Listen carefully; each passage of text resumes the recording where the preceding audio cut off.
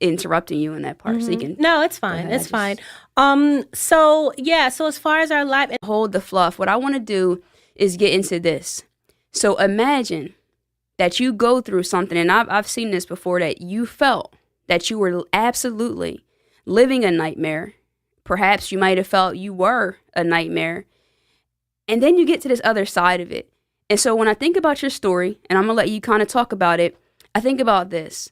There's always going to be the how and the what to things. So we'll talk about the what, but what I think is beautiful is the how, because you went through something that is, I'm going to say from my own personal experience and opinion, the absolute epitome of unimaginable. But yet, you're here with me on episode 100, smiling, beautiful smile for all the cameras and all the audience. That's what I mean. Like, how do people do that? So I certainly want to get into that. But like I said, I welcome you to the show. Thank and we're you. gonna just get into your story as being a survivor. Okay, so yeah, I guess that just means you want me to just jump in like head first. We can let's do it. Let's do it, because you know what? I've seen footage of you speaking, and I know that you are straight to the point, matter of fact. And I'm going to definitely make sure that my audience knows is a very sensitive subject. So potential trigger warnings, I want to make sure that you're aware of that. Check the show notes, all that good stuff will be there. Right. But yeah, I want to get into your story. Okay, so I think you saw my YouTube videos, Yes. right? And what I do on my YouTube videos, I am Aziza Kibibi, is that I seek to raise awareness about child molestation, domestic violence, and sexual assault. And the reason why I do that is because of my own personal experience. When I was 8 years old, my father started molesting me. And then at the age of 10, he started raping me. And ironically enough, he was polygamous, and he was also raping me with another woman. By the time I was 12, he deemed me his sex slave and said that my only purpose in the world was to satisfy him sexually. And then when I got pregnant at 15, and my daughter was born without any kind of health defects, which his girlfriend, who was also molesting me with him, expected to happen, he decided that it was God's will for him to create a new blue blood race. So he started breeding me, literally, and I have 4 children by him. He also, go ahead if you need to breathe. Yeah, no, you know what? There was so much there that I had to stop you, because I don't want to breeze past and not be able to really unpack what we heard there. Because to you, you're saying it's your story. It's a part of your experience in your chapter. But for someone like myself, again, I've seen some things. Majority of what you just said, I was not aware of. And I did that purposely. I didn't want to. I want us to have authentic conversation. So what first comes to mind to me, before we get to the sex slave part of it and all of that aspect, before 8 years old, what was your father in your eyes? What was that relationship like? Because I'm just wondering, as a young girl, and you have your father in your life up until that age, from birth until 8. What was that like, if you don't mind me talking about? Like, did you see any warning signs, or was it just like blindsided? Well, I think there's something you mentioned, the warning signs. And I, on the trip up here, I was having this conversation with the young lady who drove me. As children, we look at our parents as like they're just right?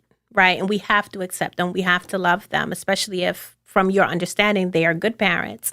And that's how I saw my parents. My dad was my hero. My mom was like the most beautiful, charismatic, loving woman. And they, in my eyes, had a perfect relationship. And that is what I knew, even at 6, 7, 8 years old. You know, as girls, we're often taught, like, well, this is what, you have children, you get married. I idealized their relationship. They were married? Yes, they were married. So then when he started molesting me, what he told me was that this is what all fathers did with their daughters in order to teach them how to be a woman. So that, in my young mind, kind of made sense. But at the same time, it was scary, because my mom told me that no one is supposed to touch my privates except her. Now, in addition, I was homeschooled. So I hadn't been interacting with children in the school system. I was not around teachers or doctors. My father also did not believe in Western medicine. So any ailments that me and my siblings had growing up, he treated. So what he said was the end all be all for everything. To answer your question, before the abuse started, everything in my life I felt was perfect. And then the limited interaction that we did have with some of our cousins, they just thought it was so cool that we didn't go to school.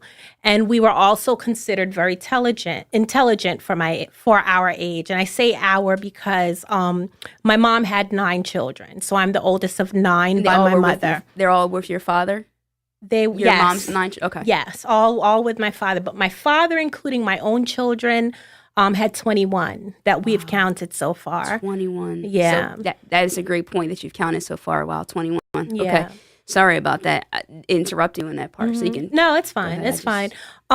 So as far as our life, and then he was respected in the community. You know, a lot of people respected him. He had a charisma. He was very into African and African American culture. He changed his name from Eric McGill, right, which he considered his slave name, and changed it to Aswada Yinde, and named all of his children African names. So he was very aware, and we grew up learning about African American history and the positions of Black people in America and how we got here, so on and so forth.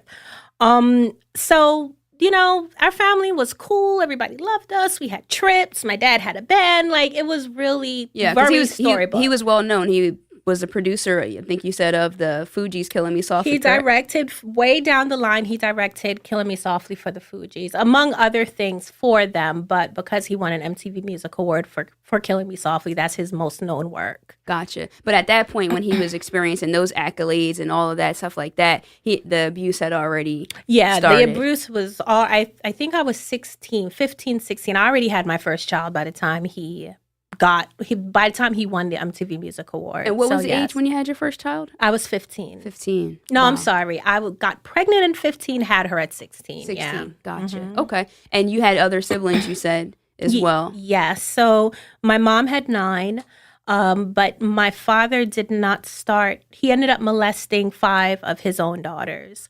I was the oldest, but he molested me for years before he then started molesting any of my sisters. And that was under the premise that I was doing things to prevent him. So he would have me so I wouldn't tell or I wouldn't fight. He would say that, well, you know, if you don't fight, if you don't tell, if you do this, you know, crazy sexual sadistic thing without complaint, then I won't go and do the same thing to your sister. So then I took on this role of protecting my siblings. But it all was, for lack of a better term, a waste, because then when I was about, I think I was 14 or 15, just before I got pregnant, I walked in on him molesting my sister, who was the next oldest sister. Okay. Yeah. And what's that like? I mean, so 2 things there. One, he said that if you will cooperate, that's the word I'm going to use with this, if you will cooperate and go along with it, and not tell. So who was he afraid you would tell? Because was your mother living under this roof as well? So did she have any idea, or was he afraid you would tell her, or would it be your other siblings or family members? Because you were homeschooled, but I don't know how much interaction you had with family or other people that you could tell. Right. So it was gradual. Initially, when my father started molesting me, we were allowed to interact with our extended family members, with his parents, with my mom's parents, my cousins. But then as the abuse got worse, he started separating us even more. He also trained all of the siblings to tell on each other if they ever saw, you know, me talking to another adult or an adult asking us questions. So he had real control in that respect. My mom found out that he was molesting me. So to answer your question, yes, initially my mom didn't know. Okay. So when he told me that, and there was the grooming aspect where he told me that I was special. You know, I was the oldest because I excelled in my homework, so on and so forth, was the reason why he was giving me special attention. Then when I started questioning it and then I didn't like it, or expressing that I didn't like it, then he would say, well, I can't tell mommy because she would go crazy or she'd get really upset, which then, of course, in my mind was conflicting. So I'm like, well, if you said that this is okay and everybody's doing this, then why can't I tell her? And then things just got more violent after that. Anyway, he ended up telling her when I was 10. Yes. He told her. So was this like in a heated argument, tell her, or did he sit down with her and say, hey, I want to have this conversation and I want to tell you about this? You know, that's a good question, and I probably should ask her about that. But what she told me at the time was that, you know, he told her that he was molesting me. She didn't use the word molesting, that he was like doing what he was doing with me to help my skin condition because I had asthma. I grew up pretty kind of sickly because my asthma wasn't treated. In fact, my parents didn't know that it was asthma. And I had really bad allergies. I had eczema all over my body. And he told her that him molesting me and him having sexual activities with me was helping my health. And for some crazy reason, she accepted that and she didn't question him. Then when he started raping me and she found out that he was having intercourse with me, I do remember her questioning him about it, and then he beat her with a belt. But before then, their relationship already started becoming abusive. Okay, so I was going to ask. Right, because he had started adopting the polygamous lifestyle, but it did not happen like it happened with him. It started with him cheating, and she found out, and you know their relationship changed throughout that time. And then he started becoming abusive in that way. But then when he did, this was actually the first time I actually witnessed him him actually beating her, and he beat her with a belt. And after that, she just never really questioned anything more. Wow. And I don't want to fast forward, but I would be remiss if I missed this opportunity. Do you have a relationship with your mother now? Not really, but okay. So when we escaped my father, we became very close. And that was a lot of work on my part. I decided that I would forgive her for her not protecting us. I understood her position. Then I was also educating myself. So I learned what domestic violence was. I'd learned the psychological effect that it has on women. And I forgave her. But then there was this weird kind of animosity, not towards me, but also towards my children. And it used to come out in our interactions. And then it just got to a point over time that it was affecting my children too much. They were feeling, too isolated, too treated. They were being treated differently. They were being blamed for certain things around the house. And I mean, that's the only thing I could connect it to, because she did not treat any of her other grandchildren, that way. So I love her from a distance now. So at one point we were very close. But now things are a little different. No, so. that makes perfect sense. I mean, I think one of the things too for the listeners that is important to catch there is that sometimes education can bring you closer to healing, or at least to be closer to forgiveness, because you understand someone's position. So I always say that too, that my back wasn't against that person's wall, and so I wasn't in that position, because I think it could be easy to just throw shade at your mom and for people to be like, what a terrible mother, she let this happen to her children, how could she do this, and not knowing what her circumstance was, right, and what that was like. So I think it's admirable for you to even have gotten to that place to try to find some sort of reconciliation, even if it was just temporary and things had to change with that. I mean, it's tough. So I'm glad that you were able to definitely do that.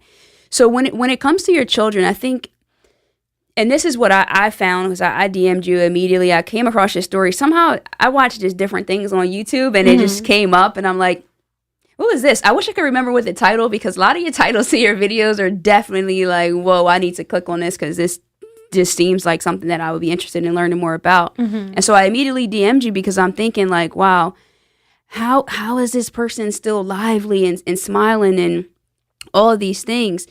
But I hear stories about sexual abuse and domestic violence and such, but I don't often hear stories where the child or the person that was being abused then had children for, and I'm using for because I picked up on that from how you write things and not by, that you had children. I've gotten a lot of heat for that for and by thing. Really? Let's talk about it, because I instantly picked up on it. I'm like, well, I noticed that she doesn't say I had children by my father or my father's children, like it said specifically children for my father. Let's talk about that. So there is some conflict because, and I feel like this is a space where people that have children, I'm going to say women who have children for their rapist or have been impregnated by a rapist or through incestuous abuse, they connect that abuse with their child. And oftentimes they give the child away up for adoption or have an abortion, so on and so forth.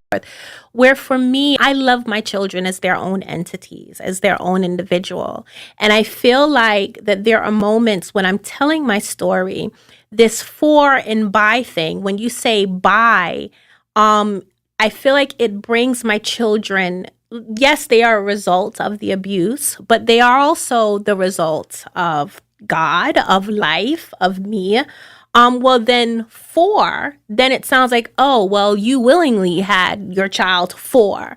But at the same time, they're their own entity in my life. And they're also a manifestation of my own self and my love for them. So I do kind of interchange depending what space I'm explaining.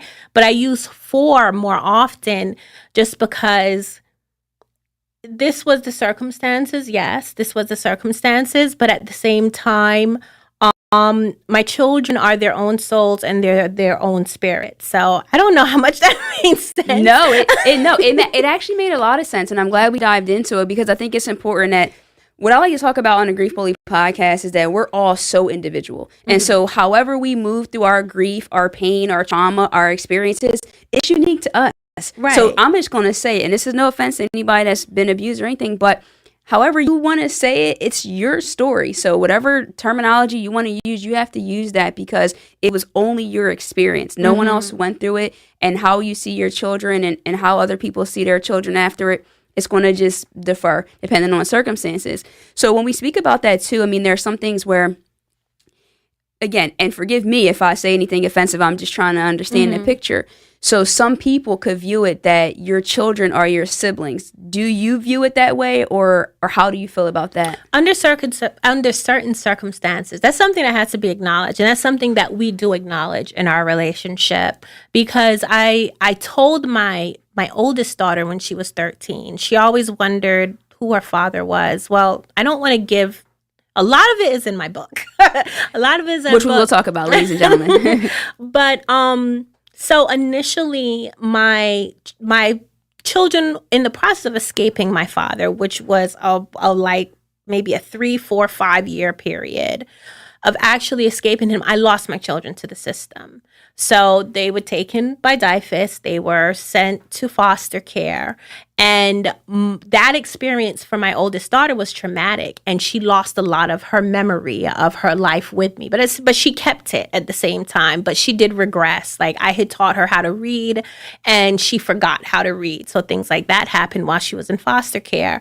But she did remember her father. And my father was raising my children as if I was not their sibling. So they didn't know that he was my father as well. So when they then come back to me, they had been taught by their grandmother, who was their foster parent for about 1.5 years, that the man who they used to call daddy is actually their grandfather. So when they came back to me, they didn't know who their father was. And I told her that I would tell her when she was ready. Well, 13 ended up being the day. Yeah. And, we just then had to have a conversation. She was like, so mommy, does that mean you're my sister? And I'm like, yeah, it does. And I think that when we deal with incestuous abuse or children born from incestuous abuse, that part is something that people don't really consider, because literally there is no, I hit the mic. There's no, I guess, familial expansion where two people get married from two different families, then your familial network grows. But when you have children born out of incest, they don't. It stays the same. So they have only family on my father's side, and they're the same family. That's my family. And it affects them socially. It affects as far as their social development. I lost my frame of thought. No, I never considered that part of it. I've never considered that part of it, that they only have that one singular family in terms of that. And so I think what we're talking about is, for some people it could be a little uncomfortable, but this is what I'm all about, is that we have to have these uncomfortable conversations because it's a reality. And so you might be the only story that I'm aware of, but it could be a lot of other people, which I'm sure you might be aware of just over the years and experience, that might have a similar story or something along those lines. And so it's super important, because grief by definition is just deep sorrow, ladies and gentlemen. And I don't say just meaning that to minimize it, but it's deep sorrow. And so although you may not feel sorrowful now, you're not presenting as such, I would have to argue, and I probably would argue this against you as well, that life of 8 until the age where you escaped and beyond has had some deep sorrow, some deepest moments. Do you have like a moment that you're like, this is literally like the pit of hell? Like, this is like, how, I don't even know. Was it when you lost your children? Was it when this first started? Do you have any moment like that where you're like, this is the low, I am broken? There was a couple of moments. I remember one time my father, okay, so I'm going to warn the audience, it does get a little heavy here. So initially when my father was hired to direct Killing Me Softly, he was also fired. So he was hired, he had the project, and then he was fired. What he had the habit of doing, and I think this is what narcissistic abusers do have, they blame others for their problems and they take it out on other people. So Absolutely. I was pregnant at the time, and he sodomized me and he beat me, and I lost the baby. So not to say that, and this is another thing, sometimes there is conflict because you're in a situation where you are pregnant for your abuser, but at the same time, that's a life for me. It was like a life that I was taking care of, that I was responsible for within me.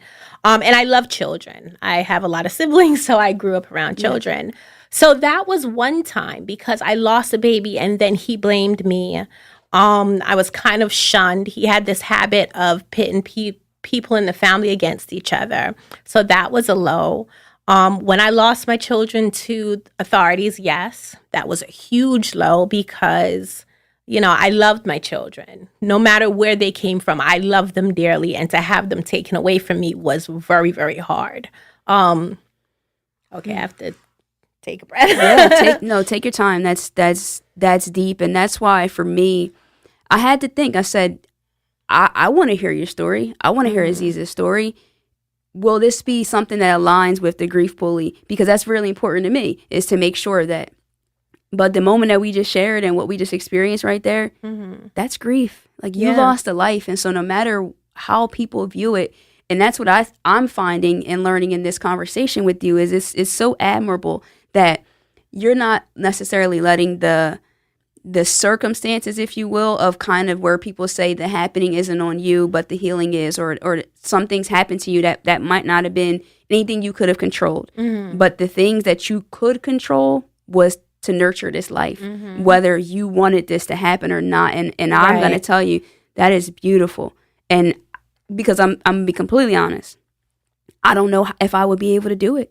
And that's what I love to hear, stories of such grit and resilience, because I look at the small things that I get upset about in life, and I'm just like, you're really an idiot. Like, it's really not that big. You got people that are really carrying some heavy stuff, and that was definitely a moment there. And I just extend my love to you. I know it was some years ago, but I know grief well enough to know that still stays present with us no matter what happens. And so the way that you see your children now, I think that's an amazing thing. Were there because I just want to understand this, did you sit down and have dinner together? Was there any, while this was going on, was there any sort of family, and I'm going to air quote this, ladies and gentlemen, normalcy to it? Did we just go as business as usual, or is it we're talking about while I was, my dad was in control of my life. Yep, when your dad was in control of your life.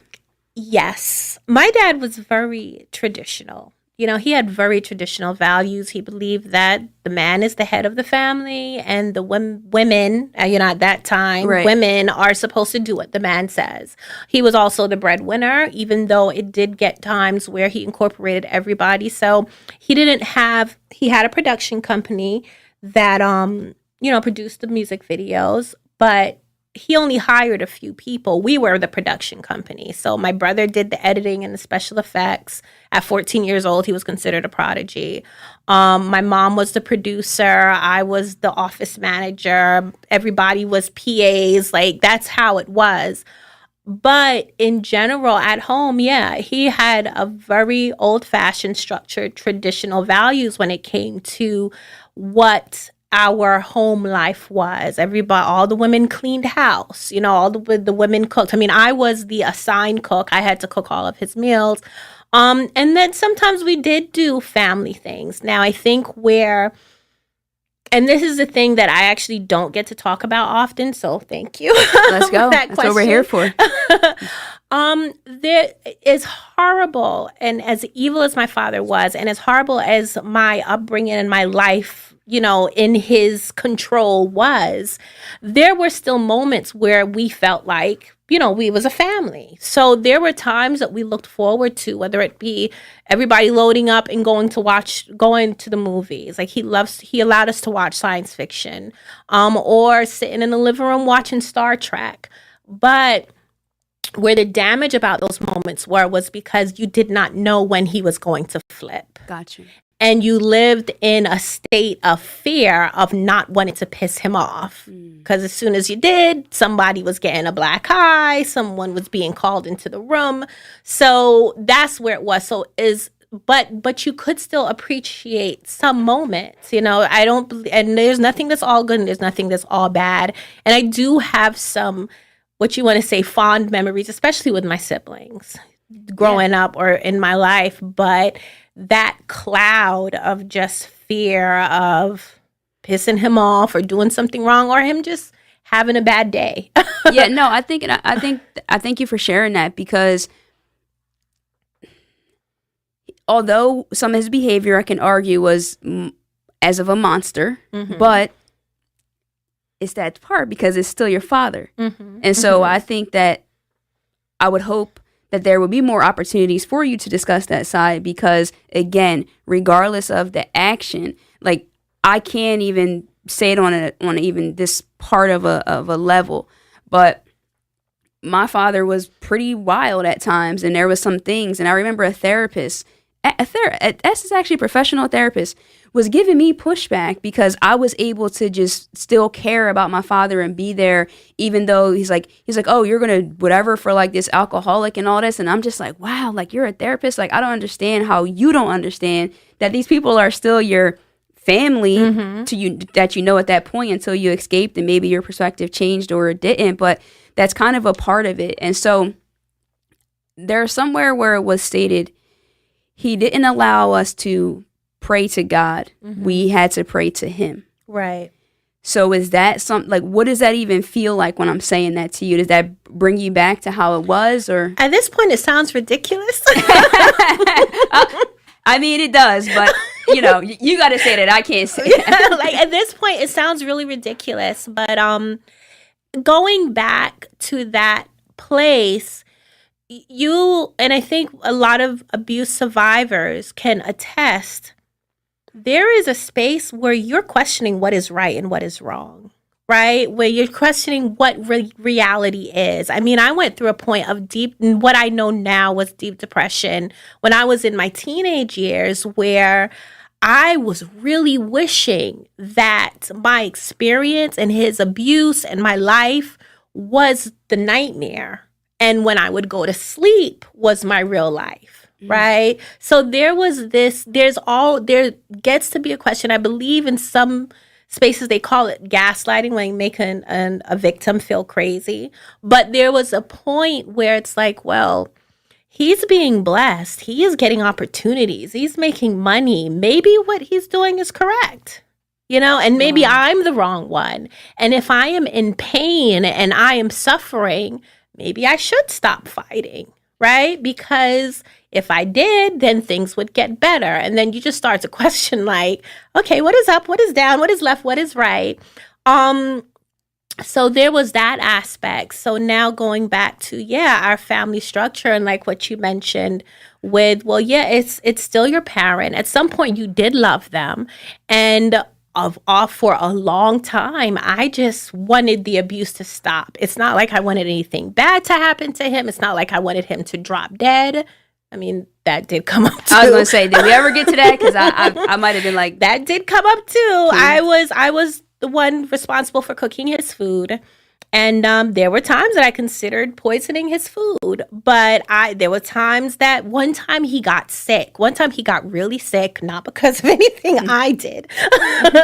But he got really sick. And I was like, God, is this the time you're going to take him? Like, yes, please let this be the time. But it wasn't.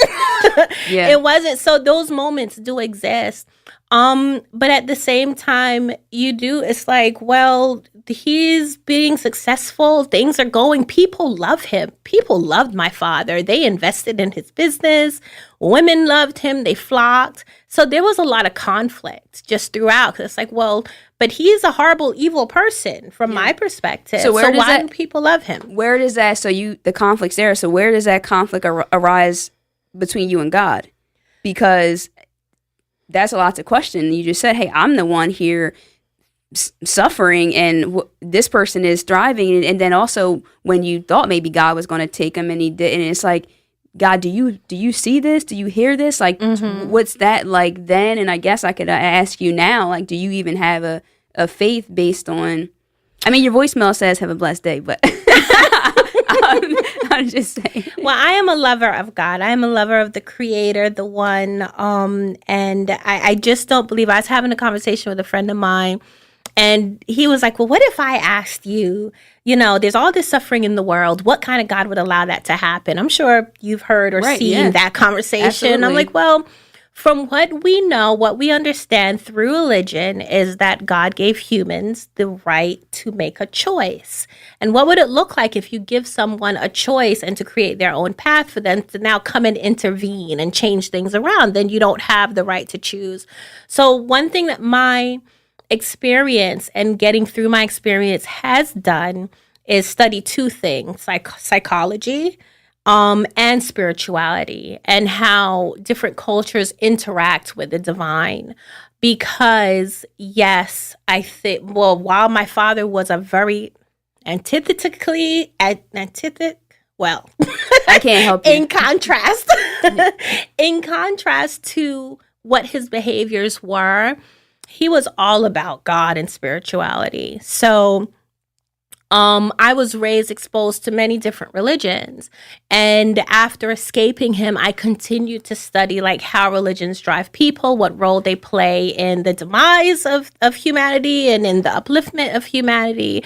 And I basically just came to the conclusion that, we're here with a choice and agency over our own lives. And unfortunately, that does come with negative impacts of people's decisions. Mm-hmm. But at the same time, since you do have a choice or the power to make a decision yourself in your own life, like you mentioned at the beginning of the show, then no matter what happens to you, you can choose how to respond to it. And that's essentially, what I've done. I've decided to not allow what happened to me dictate how I live the rest of my life. Yeah, and that's very evident. I can see that 100% here.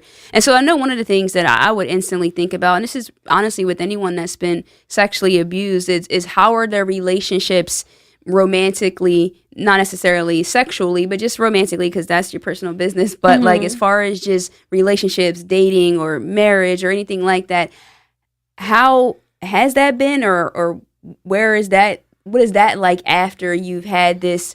I'm just going to say innocence, if you will. That's where a lot of us are most familiar with. Your innocence was robbed and taken from you to an extent, or maybe temporarily if you got it back. However, I don't want to put words in your mouth or in your experience. But then, like, what's your viewpoint of that, like being with someone in that way? It took some time to work through. Once I escaped my dad, and he indoctrinated in me that my only purpose was to be some kind of sexual satisfaction to someone else, which he actually then condemned, right? This made you a lower person, and that's why women were beneath men, because they are here to serve women, blah, blah, blah.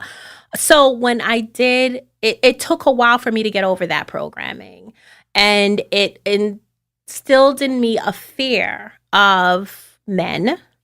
And in some cases, because of my experience with his girlfriend, some cases women as well. Because this woman only had a sexual interest in me through my father, then I started even looking at female relationships, right? Even platonic female relationships is like, well, you just want to have sex with me and you're only... So it was kind of the same thing. And I just had to learn how to trust. You know, I had to rationalize that my father was full of lies. And he was manipulative, and he was trying to control me, and just keep telling myself that, combined with meditation and positive affirmations and reading and education. The whole cocktail, right. You've done some work, and I think that's what it is. So we're at episode 100, and I've had an array of guests and so many conversations, and I've been on for a lot of solo episodes as well.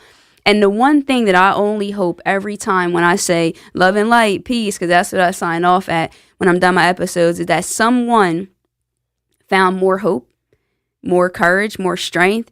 And I think you can preach that. You can read that in as many books as you want to do.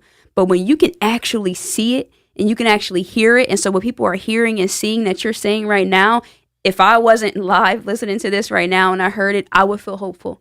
I would feel hopeful that, like you said, if I made a choice, that these circumstances and the things that I went through will not define me. It's not going to rob me of that. I'm going to still figure it out. Man, that's what I'm learning from you. So again, I've said thank you a little earlier, but I'm definitely saying thank you again for that, because it's really important. When you meet people, whether that's romantically or just platonically or wherever, how does your story come out? Or if you're dating someone, or if you're married, or however, is it, these are my children?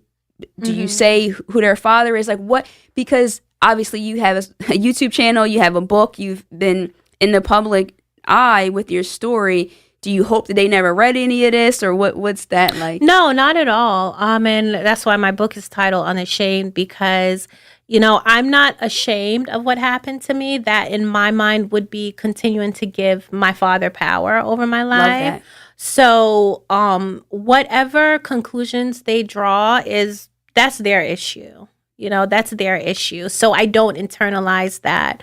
As far as if I tell people right away, now that is something that I had to progress to, because when I met my ex-husband, I concocted a whole fantastical story. Yeah. You know, I concocted a whole fantastical story because I still had the programming that my father put in me. Even though I was working hard with changing it and deprogramming myself, it was remnants of it was still there. And then I would face situations, not being socialized, I would face circumstances that I didn't consider that then would trigger a response that I thought that maybe I had gotten over, but I actually didn't. But now I did date a filmmaker, and because he was in the public eye, I straight up told him, I was like, look, my kids are for my dad. I was raped, blah, blah, blah. I'm starting a nonprofit organization. I just want you to take that into consideration with your branding. So I just straight up told him, right? And he appreciated that. Other than that, yeah, because I have been on, different public platforms, pretty much people know. Yeah. And you have a distinctive name too. So it's like, well, is that her? No, that's her. So I think that makes sense. And that's fair. I mean, I think your story overall is definitely, that's why I definitely had to give the audience the backstory just so we can follow and see where you started, so we can see the beauty of the resilience. But I wanted to focus more on the how and the survival aspect of it, because you are a survivor. And that's something that I think is really important, because when we talk about grief and losing loved ones or losing our lives, losing our childhood, our identity, you actually lost a child. And then whether people understand it or not, you lost your father. So when we talk about those grief moments, it's also important for us to see that we can get through it. And so that's really important. Speaking of losing your father, have you had any communication with him? I understand he is in prison. Mm-hmm. And so did you go to like the trial parts of it, and did you ever visit him in prison? Or write him? I was a witness in the trial. Okay. So I saw him then. I went to a sentencing to speak on the impact that what he did has had on my life and my children's life. But no, I have not interacted with him outside of that. So the last time I saw him was, I believe he was sentenced in 2013 to 50 years in prison. And that was the last time I saw him. Other than that, my only interest in going to see him would be for my work, because I do work with survivors of abuse.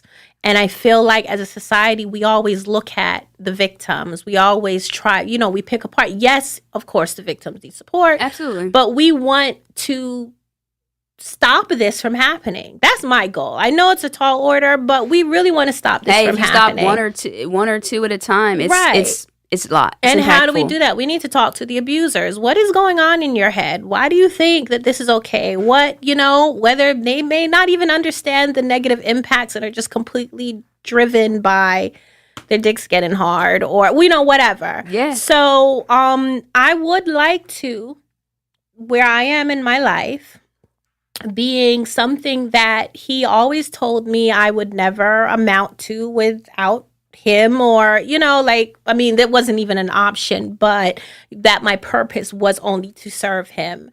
I would like to then pick his brain with the knowledge that I have and see if I could find any information. A lot of people ask me, was he abused as a child? I don't know. Right. He spoke about his mother was Southern. His grandparents are from Alabama. He was born and raised in Tuskegee. So that they had that strict, go get the switch. Yeah. Kind of that, what we call physical abuse now or child abuse now.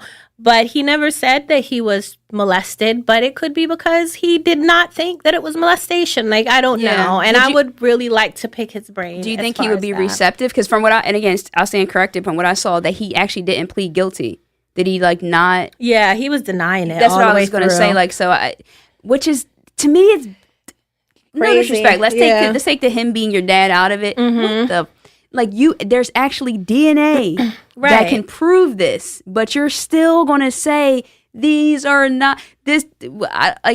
He went through, they're not his children, to I was not his daughter, to he went through the gamut. His only intent was to just try not to go to jail. Right. So I'm going to just keep whatever I'm going to say today. I got to try the most far-fetched thing to get out of here. Exactly. He wasn't even concerned about the fact that he kept changing what he was saying was going on, how it looked to anyone else. So he was just saying whatever. At this point, I don't know. Interestingly enough, someone commented on one of my videos and said that they was his cellmate at one point. They were out now, but they was his cellmate at one point, and that he has a following in jail, which I'm not surprised. He's very convincing. But if that's the case and he's trying to preach the same belief system, then he may not be forthcoming. But, maybe a guardian will walk in with me, an invisible guardian will walk in with me and make something click in his mind. I'm not going to know unless I actually go and do it. Yeah. Have you forgiven him? Yes, I have forgiven him. And that was important, or it is important to my healing, because again, everything that he did to me was really about power. Yes, it was his sexual gratification, but this man was drunk on power. He wanted to have power over his wife, eventually his wives and his girlfriends and his children, and the people that worked for him and the people that contributed. He was a power monger. And I really feel that that's mostly what it was about. But at the same time, I lost my frame of thought again. I was just asking, did you forgive him? And then okay. So thank you. Okay. So because he was such a power monger, he took some of my power, and I think that's really what rape and molestation does. It exploits a person, and part of the trauma is you feel like your power was taken away. We have agency over our bodies. No one's supposed to touch you unless you give them permission to. So if someone does that, then you feel like, well, then I have no power if someone can just violate me in that way. So my power, the power that I have, is to make the decision to say that I'm no longer holding you responsible. I'm not holding you responsible for my ability to then overcome the trauma that you inflicted on me. And that's for me what forgiveness is. Now, does it always stick? No. Yeah, no, I hear you. You know, there are times that I get mad, and I know definitely when I lost my daughter, oh my gosh, I was so angry at him because there was a point that, so my last daughter for him, he raped me, he beat me, and I was pregnant. And then he beat me while I was pregnant with her. So when she was born and she was losing her, he delivered her. He delivered all my children. Really? I didn't know that part. Wow. Yeah, he delivered all. So a lot of people ask me, well, why didn't you tell a nurse? Why didn't you tell the doctor? I'm like, my dad delivered all my children and most of my siblings.